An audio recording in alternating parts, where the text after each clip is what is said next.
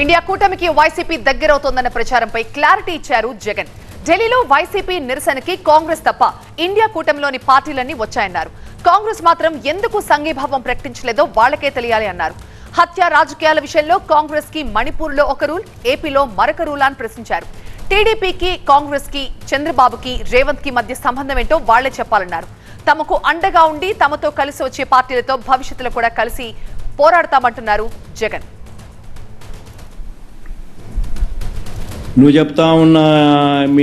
చెప్తా ఉన్న ఇండియా కూటమికి సంబంధించిన పార్టీలు, మిగతా పార్టీలు వచ్చాయి, కాంగ్రెస్ పార్టీ రాలా. కాంగ్రెస్ పార్టీ ఎందుకు రాలేదు అని కాంగ్రెస్ పార్టీని అడగాల. చంద్రబాబు నాయుడుకు వాళ్ళకు ఉన్న సంబంధాలు ఏమిటి అని కాంగ్రెస్ పార్టీని అడగాల. రేవంత్ రెడ్డి ద్వారా చంద్రబాబు నాయుడు ఏ రకంగా కాంగ్రెస్ పార్టీ పెద్దలతో కాంటాక్ట్ మెయింటైన్ చేస్తూ ఉన్నాడని కాంగ్రెస్ పార్టీని అడగాల. రాష్ట్రంలో జరుగుతూ ఉన్న అరాచకాలు కళ్ళ ఎదుటే కనిపిస్తూ ఉంటే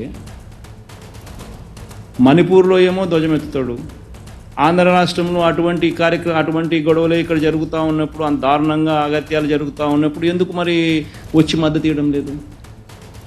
అడగాల కదా. ఎవరైతే వచ్చి మనకు మద్దతు ఇస్తారో, ఎవరైతే రాష్ట్రంలో జరుగుతూ ఉన్న అన్యాయాల మీద తోడుగా ఉంటారో, ఖచ్చితంగా వాళ్ళందరితో కలిసి ఖచ్చితంగా పోరాటం చేసే కార్యక్రమంలో, అడుగులు ముందుకు వేసే కార్యక్రమాలు జరుగుతాయి. బీజేపీని పిలిచాము, కాంగ్రెస్ని పిలిచాము, సమాజ్వాదీ పార్టీని పిలిచాము, మన మమతా బెనర్జీ గారిని పిలిచాము, అన్ని పార్టీలని పిలిచినాము. వచ్చిన వాళ్ళందరితో కలుపుకొని, వచ్చిన వాళ్ళందరితో కలిసి పోరాటం చేసే విధంగా అడుగులు వేస్తాం. ఎందుకు వేయకుండా ఉంటాం?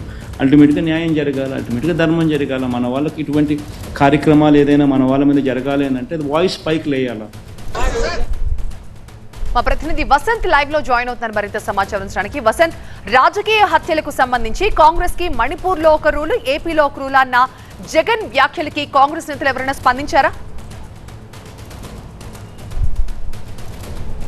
ఇప్పటివరకైతే కాంగ్రెస్ పార్టీ శ్రేణులు ఎవరు కూడా స్పందించలేదు. ముఖ్యంగా రాజకీయ ప్రేరేపిత దాడులకు సంబంధించినటువంటి అంశంలో తాము ఢిల్లీ వేదికగా చేపట్టినటువంటి నిరసన కార్యక్రమంలో అన్ని పార్టీలకు ఆహ్వానం అందించాము. అందులో భాగంగానే ఇండియా కూటమిలో ఉన్నటువంటి కీలకమైన 8 పార్టీలకు చెందినటువంటి నేతలు హాజరయ్యారు. అలాగే భారతీయ జనతా పార్టీకి సంబంధించిన నేతలకు కూడా తాము ఆహ్వానాలు అందించాం. ముఖ్యంగా రాష్ట్రంలో గాడి తప్పినటువంటి శాంతి భద్రత కావచ్చు, వైఎస్ఆర్ కాంగ్రెస్ పార్టీ నేతలే లక్ష్యంగా కార్యకర్తలపైన జరుగుతున్నటువంటి దాడులు నిలువరించాలనే అంశాన్ని దేశవ్యాప్తంగా అందరికీ తెలియజేసేలాగా ఈ నిరసన కార్యక్రమం చేపట్టినట్టుగా ఆయన చెప్పారు. అయితే ఇండియా కూటమిలోకి వైఎస్ జగన్మోహన్ రెడ్డి వెళ్తున్నారు, వైఎస్ఆర్ కాంగ్రెస్ పార్టీ దగ్గరే ప్రయత్నం చేస్తున్నట్టు తెలుగుదేశం పార్టీ శ్రేణులు చేస్తున్నటువంటి ఆరోపణలను ఆయన ఖండించారు. తమతో కలిసి వచ్చేటటువంటి ముఖ్యంగా శాంతి భద్రతలను కాపాడేటటువంటి అంశాలు కావచ్చు, జరుగుతున్న దాడులు నిలువరించేటటువంటి అంశాలను కావచ్చు, ప్రభుత్వ వైఫల్యాన్ని, ముఖ్యంగా రాష్ట్రంలోని పరిస్థితులను ఎండగట్టే ప్రయత్నంలో భాగంగా, వాటిని అడ్డుకునే ప్రయత్నంలో భాగంగా దేశవ్యాప్తంగా ఉన్నటువంటి అన్ని పార్టీలకు కూడా ఈ నిరసనలో పాల్గొనాలని, సంఘీభావం తెలపాలంటూ కూడా తాము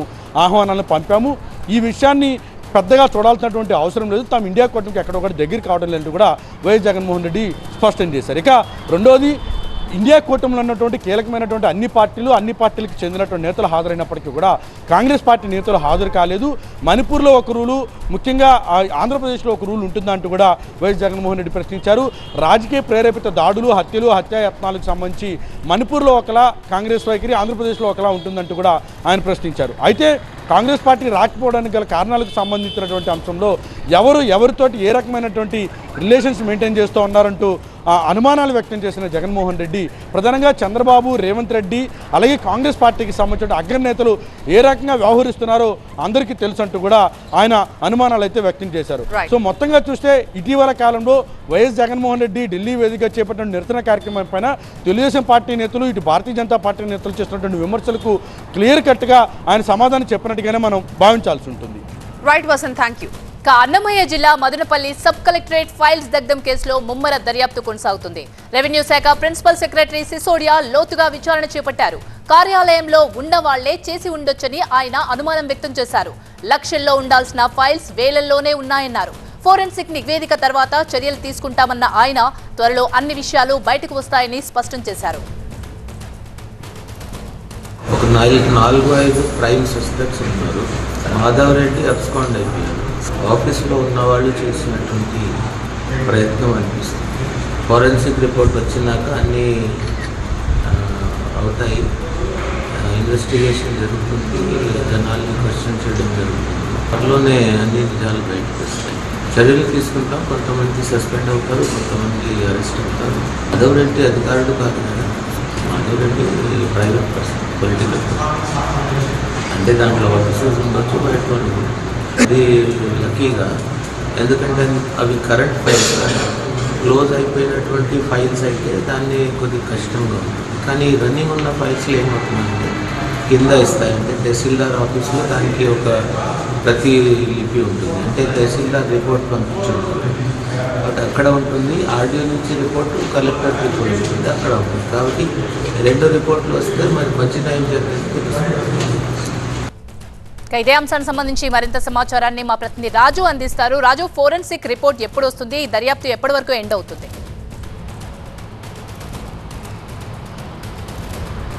అంటే ఖచ్చితంగా దర్యాప్తుకైతే ప్రభుత్వం గడువు విధించలేదు కాబట్టి విచారణ అయితే కొనసాగుతుంది. అన్ని ఆధారాలు సేకరించే పనిలోనే ఇన్వెస్టిగేషన్ పనిచేస్తున్నాయి. అయితే రెవెన్యూ శాఖకు సంబంధించి అయితే రెవెన్యూ శాఖ స్పెషల్ సిఎస్ సిసోడియా మాత్రం ఇప్పటికే ఆ శాఖ చేపట్టాల్సినటువంటి విచారణ మాత్రం ఇప్పటికే ఒక కన్క్లూడ్కి వచ్చినట్టుగా తెలుస్తుంది. ప్రత్యేకించి 2400 రికార్డులు, డాక్యుమెంట్లు ఏవైతే ఉన్నాయో ఇందుకు సంబంధితమై అందులో 700 ఫైల్స్ మాత్రము సేఫ్గా ఉన్నాయని చెప్తున్నారు.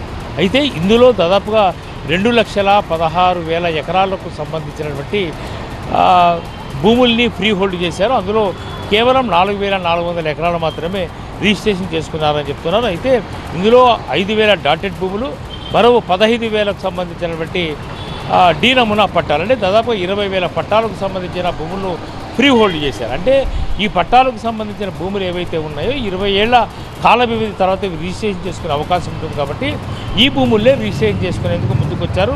ఇందులో భాగంగానే ఫ్రీ హోల్డ్ చేశారని చెప్పేసి అధికార యంత్రాంగం భావిస్తుంది. అయితే ఇప్పటి వరకు కూడా ఈ ఘటనలో ఇంటి దొంగల పాత్రే ప్రధానంగా ఉంది. ప్రత్యేకించి ఈ అగ్ని ప్రమాదంగా, అంటే అగ్ని ప్రమాదంగా సృష్టించే ప్రయత్నం చేసింది ఇంటి దొంగలని భావిస్తున్నారు. ఇందులో 4-5 కీలక పాత్ర పోషించినట్టుగా చెప్తున్నారు. ప్రధానంగా ఆ రోజు ఘటన ఆదివారం రోజు అర్ధరాత్రి సమయం వరకు కార్యాలయ సమీపంలోనే కార్యాలయంలో ఉన్నటువంటి గౌతమ్ తేజ సీనియర్ అసిస్టెంటే క్రియాశీలకంగా భావిస్తున్నారు. అయితే ఇప్పటికే పోలీసుల అదుపులో 4 అధికారులు, ఆర్డీఓ, సీసీతో పాటు 2 సీనియర్ అసిస్టెంట్లు ఉన్నారు. మరోవైపు ఒక డిప్యూటీ తహసీల్దార్ కూడా పోలీసుల అదుపులో ఉన్నారు. వీళ్ళని విచారిస్తున్నారు. అయితే ప్రత్యేకించి ఫ్రీ హోల్డ్ చేసినటువంటి ఏవైతే భూములు ఉన్నాయో ఇవి రిజిస్ట్రేషన్ చేయడానికి సహకరించిన వాళ్ళు, ఫ్రీ హోల్డ్ చేయడానికి సహకరించినటువంటి 2 ఆర్డీఓలు, ఒకరు మురళి అయితే మొన్నటి వరకు పనిచేస్తున్న హరిప్రసాద్, వీళ్ళిద్దరినీ కూడా విచారిస్తున్నారు. వీళ్ళ ఇళ్లలో సోదాలు నిర్వహించారు. వీళ్ళకు డ్రైవర్లుగా వివరించిన వాళ్ళపైన నిఘా పెట్టారు. వాళ్ళ ఇళ్లలో కూడా సోదాలు నిర్వహించారు. అయితే పూర్తి స్థాయిలో రెవెన్యూ శాఖకు సంబంధించినటువంటి దర్యాప్తు అయితే దాదాపుగా పూర్తయిందని చెప్పొచ్చు. కాలిపోయినటువంటి రికార్డుల్లో కూడా నోట్ ఫైల్స్, ఇవన్నీ తహసీల్దార్ కార్యాలయం నుంచి రన్ అయ్యే ఫైల్స్ కాబట్టి ఇవి జిల్లా కేంద్రం చేరే లోపే ఏదైతే సబ్ కలెక్టర్ కార్యాలయంలో ఖచ్చితంగా దీనికి సంబంధించిన నోట్ ఫైల్స్ మాత్రమే ఉంటాయి. కాబట్టి అవి పోయినా దాన్ని రిపీట్ మళ్ళీ రీకలెక్ట్ చేసుకునే ఆస్కారం ఉంటుందని రెవెన్యూ శాఖ భావిస్తున్న పరిస్థితుల్లో ఖచ్చితంగా ఈ ఘటన మాత్రం ప్రభుత్వము సీరియస్గా తీసుకున్న నేపథ్యంలో రెవెన్యూ శాఖ నుంచి ఖచ్చితంగా 4-5 వేటు పడే అవకాశం అయితే స్పష్టంగా ఉంటుంది. వీళ్ళని అరెస్ట్ చేసే అవకాశం ఉంటుంది. అయితే సిఐడి చీఫ్ రవిశంకర్ అయ్యన్నార్ కూడా ఇప్పటికే లోతైన దర్యాప్తు చేస్తున్నారు. ఆయన మదనపల్లిలోనే ఉన్నారు. ఫస్ట్ ముందు ద్వారకా తిరుమలరావుతో వచ్చి ఆ తర్వాత వెళ్ళిపోయి మళ్ళీ 2 రోజుల క్రితం ఆయన వచ్చాడు.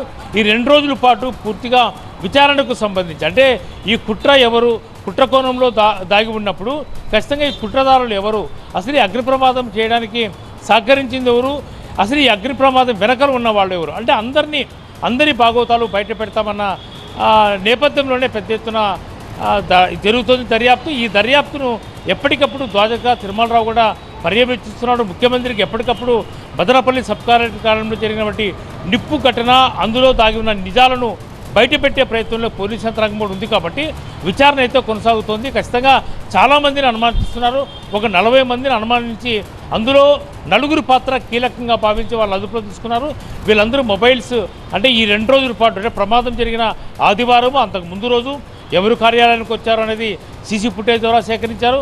మరోవైపు ఎవరైతే అనుమానితులుగా ఉన్నారో వీళ్ళతో ఎవరు మాట్లాడారు, వాళ్ళ కాల్ డేటా ఏంటి, అసలు సెల్ టవర్ లొకేషన్ ఆధారంగా వీళ్ళు ఎవరెవరితో సంప్రదింపులు జరిపారు, అసలు పూర్తిగా ఈ కుట్రకు కారణం ఎక్కడి నుంచి జరిగింది అన్న కోణంలో కూడా దర్యాప్తు చేస్తున్న నేపథ్యంలో ఖచ్చితంగా ఎవరైతే రెవెన్యూ శాఖ సంబంధించి స్పెషల్ సిఎస్ సిసోడియా దర్యాప్తు దాదాపుగా పూర్తయిందని చెప్పొచ్చు. అయితే ప్రస్తుతం మాత్రము ఎవరైతే సిఐడి చీఫ్గా ఉన్న రవిశంకర్ అయ్యన్నారే పూర్తి స్థాయిలో దర్యాప్తు చేస్తున్నారు. అందరినీ అదుపులోకి తీసుకొని విచారిస్తున్నారు. రాజకీయ పార్టీల పాత్రను కూడా పెద్ద ఎత్తున ఫోకస్ చేసే అవకాశం ఉంది. కాబట్టి ఇప్పటికే మాధవరెడ్డి ఇతను వైసీపీకి సంబంధించిన ముఖ్య నేత, ఇతను ఇప్పటికే అబ్స్కాండ్ అయ్యాడు, పరారులో ఉన్నాడు. కాబట్టి అతను చుట్టూ ఉన్నటువంటి దర్యాప్తు కూడా ఏ రకమైన నిజాలు బయటకు తీసుకొస్తుందన్నది వేచి చూడాల్సిన అవసరం అయితే ఉంటుంది. Right, thank you Raju. Third exclusive వార్త 2 రోజుల కాళేశ్వరం ప్రాజెక్టు పర్యటనలో భాగంగా కన్నెపల్లి పంప్ హౌస్ ను పరిశీలించారు బీఆర్ఎస్ నేతలు. ఈ సందర్భంగా రేవంత్ సర్కార్ పై బీఆర్ఎస్ వర్కింగ్ ప్రెసిడెంట్ కేటీఆర్ తీవ్ర స్థాయిలో ఆగ్రహం వ్యక్తం చేశారు. కావాలనే జలాశయాలను నింపట్లేదని మండిపడ్డారు. రైతులకు నీళ్లిచ్చే మనసు ప్రభుత్వానికి లేదన్నారు.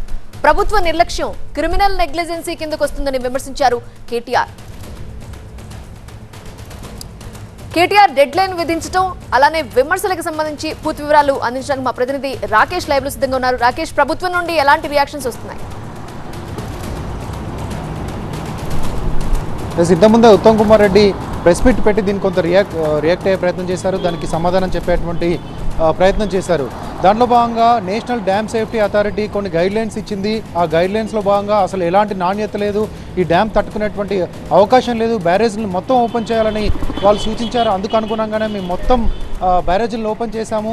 త్వరలో దీన్ని ఎట్లా వినియోగంలోకి తీసుకురావాలని ఆలోచిస్తున్నామంటూ ఉత్తమ్ కుమార్ రెడ్డి చెప్పారు. కానీ ఇటు కేటీఆర్ మాత్రం 2 రోజుల పర్యటనలో కావాలనే బీఆర్ఎస్ ప్రభుత్వాన్ని బదనాం చేసేందుకే ఈ ప్రాజెక్ట్ని పక్కన పెట్టారు. కేవలం రైతుల గురించి ఆలోచించాలి, ఇది మా మీద ప్రతీకారం తీర్చుకునేటువంటి సమయం కాదు, ప్రతీకారం తీర్చుకోవడానికి కాళేశ్వరం ఒక ఆయుధం అసలే కాదు అంటూ ఆయన చెప్పారు. ఇక ఆగస్టు 2 వరకు అసెంబ్లీ సమావేశాలు చివరి రోజు వరకు వెయిట్ చేస్తాము. ఆ రోజు వరకు కూడా ఎట్టి పరిస్థితుల్లోనూ పంపింగ్ ఆన్ చేయకపోతే 50,000 మంది రైతులతో కన్నెపల్లి పంప్ హౌస్ దగ్గరికి వెళ్ళి మేమే స్విచ్ ఆన్ చేస్తాం, మోటార్ లాంచ్ చేస్తాం, పంపింగ్ మొదలు పెడతామంటూ ఆయన అక్కడి నుంచి ప్రభుత్వానికి ఒక అల్టిమేటం జారీ చేశారు. ఒకవేళ ప్రభుత్వం చెప్తున్నట్లుగా గేట్లన్నీ ఓపెన్ చేసి వాటర్ అన్ని రిలీజ్ అవుతున్నప్పటికీ కొన్ని లక్షల క్యూసెక్ల నీళ్లు గోదావరి నుంచి సముద్రంలో కలిసిపోతుంది. ప్రాణహిత నుంచి కొన్ని ఇన్ఫ్లో కొన్ని లక్షల క్యూసెక్ల నీళ్ళు వస్తుంది. కానీ పంపింగ్ చేయడానికి కన్నెపల్లి పంప్ హౌస్ దగ్గర 30,000 క్యూసెక్ల వాటర్ ఉంటే సరిపోతుంది. ఆ మాత్రం వాటరు ఎప్పుడు అవైలబుల్గా ఉంటుంది, 90 డేస్ కాబట్టి ఇమీడియట్గా పంప్స్ ఆన్ చేయొచ్చు. ఇప్పటికే మొన్న చూసినటువంటి లోయర్ మానేరు డ్యామ్ కానీ మిడ్ మానేరు డ్యామ్ కానీ డెడ్ స్టోరేజ్కి దగ్గరలో ఉన్నాయి. 24 టీఎంసీల నింపుకునే అవకాశం ఉన్నటువంటి ఎల్ఎండి ఇప్పుడు కేవలం 5 టీఎంసీలకు పడిపోయింది. సో వీటన్నిటిని కూడా ఫిలప్ చేసుకునేటువంటి అవకాశం ఉన్నప్పటికీ మల్లన్న సాగర్, అనంత్ సాగర్, అదేవిధంగా కొండపోచమ్మ, ఇక్కడ కాళేశ్వరం ఉన్నటువంటి ప్రాజెక్టులన్నీ నింపుకునేటువంటి అవకాశం ఉన్నప్పటికీ ప్రభుత్వం కావాలనే దీన్ని పక్కన పెట్టింది అంటూ తీవ్ర విమర్శలు చేశారు. ఎక్కడైతే గోదావరి పూర్తిగా ఉధృతంగా కొనసాగుతుందో మేడిపల్లి బ్యారేజ్ దగ్గరికి వెళ్ళారు, అక్కడ మీడియాకు చూపించారు. అదేవిధంగా డెడ్ స్టోరేజ్ ఉన్నటువంటి రిజర్వాయర్లను కూడా మీడియాకు చూపించారు. ఈ 4 రోజుల గడువు తర్వాత, ఈ వారం రోజుల గడువు తర్వాత ఇక మేము యాక్షన్ ప్లాన్ ప్రకటిస్తాం, కేసీఆర్తో మాట్లాడి ఒక డేట్ ఫిక్స్ చేస్తాం. ఆ డేట్ రోజు 50,000 మంది రైతులతో కన్నెపల్లి పంప్ హౌస్కి వస్తాం, అక్కడి నుంచి స్విచ్ ఆన్ చేస్తాం, మేము ఖచ్చితంగా పంపులను ఆన్ చేస్తామంటూ కేటీఆర్ అల్టిమేటం జారీ చేశారు. ఇది రైతాంగానికి సంబంధించినటువంటి ఇష్యూగానే చూడాలి, రాజకీయ ప్రతిచర్యకు ఇది వేదిక కాదు అంటూ చెప్పారు. 15 నియోజకవర్గాల్లో పంటలు ఎండిపోతున్నాయి. ఇప్పటికే రైతులు నీళ్ల కోసం ఎదురు చూస్తూ ఉన్నారు. కొంతమంది రైతులు నాట్లు వేయడానికి సిద్ధంగా ఉన్నప్పటికీ వాటర్ లేకుండా ఆ నారుమలను అట్లాగే వదిలేశారు. కాబట్టి ఖచ్చితంగా వాటర్ని వెంటనే రిజర్వాయర్లోకి ఫిలప్ చేయాలి. దానివల్ల ప్రభుత్వానికి వచ్చేటువంటి నష్టం లేదు. డ్యామ్ పూర్తిగా నాణ్యతగా ఉంది, ఇంత ఉధృతిని కూడా తట్టుకొని నిలబడింది కాళేశ్వరం నిటారుగా అంటూ ఆయన స్వయంగా మీడియాకు చూపించారు. ఇక 2వ తారీఖు ఆగస్టు 2 తర్వాత నిజంగానే బీఆర్ఎస్ 50,000 మంది రైతులతో మేడిగడ్డకు వెళ్తుందా, ప్రభుత్వం అనుమతిస్తుందా, ప్రభుత్వం ఆలోపు ఏమైనా చర్యలు తీసుకుంటుందా అనేది చాలా ఆసక్తిగా మారింది. Right Rakesh, thank you for join. ఇక శ్రీశైలం ప్రాజెక్టుకి పెద్ద ఎత్తున వరద కొనసాగుతోంది. కృష్ణానది ఎగువ ప్రాంతాల్లో కురుస్తున్న భారీ వర్షాలకు వరద వచ్చి చేరుతోంది. ఇన్ఫ్లో 2,41,179 క్యూసెక్కులు కాగా అవుట్ఫ్లో 31,784గా ఉంది. మరోవైపు ప్రాజెక్టు పూర్తిస్థాయి నీటి మట్టం 885 అడుగులైతే ప్రస్తుత నీటి మట్టం 859 ఉండటం ఆందోళన కలిగిస్తోంది.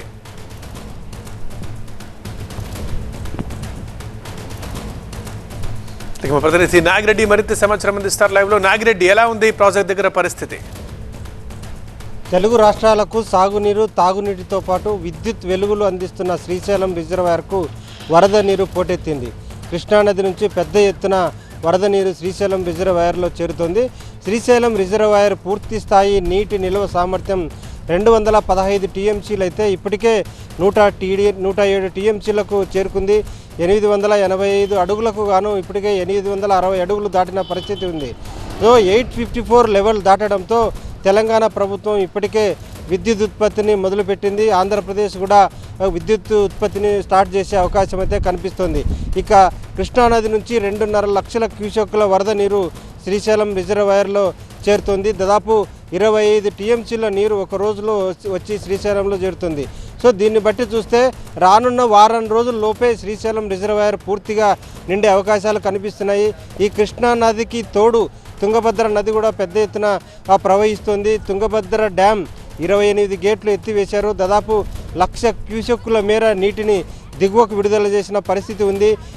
తుంగభద్రకు విడుదల చేసిన నీరంతా కూడా ఇప్పుడు మంత్రాలయం దగ్గరకు చేరుకుంది. మంత్రాలయం దగ్గర తుంగభద్ర నది ఉధృతంగా ప్రవహిస్తున్న పరిస్థితి కనిపిస్తుంది. బహుశా రేపు రాత్రి లేదా ఎల్లుండికి కర్నూలు మీదుగా ఇప్పుడు ఇదే తుంగభద్ర నది మీదుగా ఆ నీరంతా కూడా శ్రీశైలంలో చేరే అవకాశం ఉంది. అటు కృష్ణా నదికి తోడుగా తుంగభద్ర నది వరద కూడా తోడైతే శ్రీశైలం రిజర్వాయర్ పూర్తిగా నిండే అవకాశం ఉంది. శ్రీశైలం నుంచి 2.5 క్యూసెక్కుల వరద నీరు, తుంగభద్ర నుంచి 1,00,000 క్యూసెక్కుల వరద నీరు రెండు కలిపి శ్రీశైలంలో చేరితే బహుశా 5 రోజులు లేదా వారం రోజుల్లోపే శ్రీశైలం రిజర్వాయర్ పూర్తిగా నిండే అవకాశం ఉంది. ఆ తర్వాత సాగర్కి నీటిని విడుదల చేసే అవకాశం అయితే కనిపిస్తోంది. రైట్, ఇక ఉత్తరాది విషయానికి వద్దాం.